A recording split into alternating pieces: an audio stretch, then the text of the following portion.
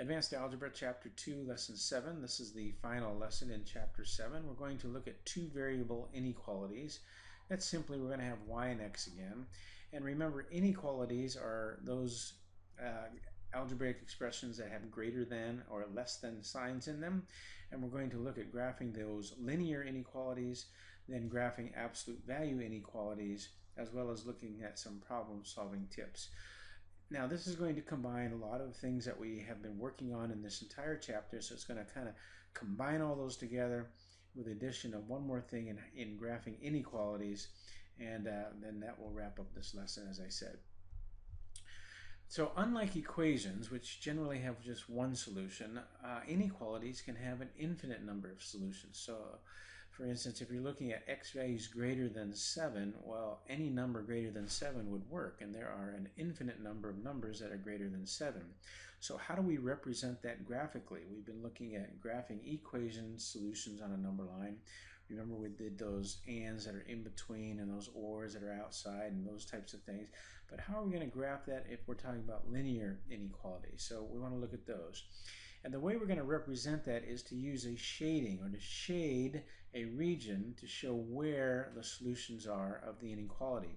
So you could pick any ordered pair in the shaded region, and that would enter those coordinates into the inequality, and that would make the solution true. So in a linear inequality, the line becomes the boundary, the region boundary. So we're going to graph a line, and that line is going to become the boundary of all of the values on one side of that line will be solutions to the inequality, while all of the values on the other side of that line will not be solutions to that. So our linear, or our line, excuse me, becomes the boundary. So again, we're going to be graphing lines more. Now, there are some phrases that you'll need to be familiar with. Less than is this sign that points that if the variable is on the left, and what that means is the value is not included in the solution. So the line, every point that's on the line is not part of the solution. Therefore, a line is going to be a dotted or dashed line. So a dotted or dashed line means that the boundary line itself is not part of the solution. Okay, greater than would be the same thing, where you have it looks like this symbol, but again it would be not included in the solution. Less than or equal to means that the boundary line is included, so in that case we would use a solid line. So if it's equal to, less than or equal to, we're going to use solid line. If it's just less than or greater than, we'll use a dotted or dashed line. So the only other thing then is, if we know we're going to shade on one side or the other, and the shaded side are solutions and the non-shaded side are non-solutions, and how do we know which side to shade on? And this is the easiest thing to do is, once you graph the line, is you locate the y-intercept. And what I usually do is I imagine myself standing on that y-intercept. Then if I'm looking for the values that are greater than that, well, I would walk up to go greater than where I am right now. So if I'm on the number line, I imagine myself, I'm on the y-axis, and I'm somewhere on the y-axis standing there. Numbers that are greater than me would be up this way, so I would walk up. Numbers that would be less than me would be, I would walk down. So the numbers that are above are greater than, and the numbers that are below are less than. And so then I would shade that region wherever I ended up. So finding the y-intercept, in my opinion, is really the clearest way to know where to shade. So you can use that little trick. All right, so I'll give you a few steps that you should follow these, or if you follow these, you'll be in great shape, you'll be successful, and then I'll do an example or two. So first, you want to look and determine if the line will be solid or dashed. Again, you're looking for greater than, or is it greater than or equal to? Equal to is solid, not equal to is dashed. Then we're going to graph the line using the skills that we've learned in this chapter so far. Then we're going to locate the y-intercept to determine whether we're going to shade above the line or below the line. So let me do an example, and then we'll wrap this up. So here's my inequality. So the first thing I want to do is solve this for y. I want to put it in y equals mx plus b form. So I'm going to move the y over to this side, which means I need to move the x over to this side. and then I have 3. So now I have my equation. So I'll go ahead and label my axis,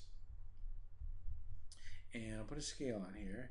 So I want to graph this line. Now before I graph it, I notice that it's greater than, it's not equal to, so the line that I'm drawing is going to be a dotted line. So I'm going to graph, I have a y-intercept of 3, so that would be my y-intercept, and then I have a slope of -5. So it's down 5, 1, 2, 3, 4, 5, and over 1. And so there's my point. So now I can use that to draw my line. And again, because it's greater than, whoops, didn't want that. Because it's greater than and not equal to, it's going to be a dotted line because it's not included in the solution. Oops, I can stretch that line out, I think. Okay, that line is not included in the solution, so it's dotted. Now, am I going to shade above or am I going to shade below? Well, again, in order to determine that, I imagine going to the y-intercept, which is right here, and it says that the y values are greater than this one. So if I go to y values that are greater than this, I walk up, I end up on the right side of the line, so that's the side I'm going to shade. So this would be all of these numbers over here. If I choose any ordered pair in this shaded section, then that is going to make this original solution or this original expression true. So here's my example, and again I want to solve for y first to help me graph. So I'm going to move the y over on this side so it's positive, and I'm going to move this to the other side making it negative. Okay, x over 3 plus 2. Now a little something you should do, if the x is in the numerator you can put a 1 next to that, and so you can make that 1/3, and then that can kind of give you a better picture of the slope than just move the x out. So here's my equation, so I'm going to go ahead and graph that. So it's a +2. I need to label my axes. So I have a y-intercept of 2, and then my slope is a -1/3. So it's down 1 and over 3. So there's my second point. So now I can use those 2 points to graph my line, or to put my line out. Now, because it's less than and not equal to, again, it's a dotted line.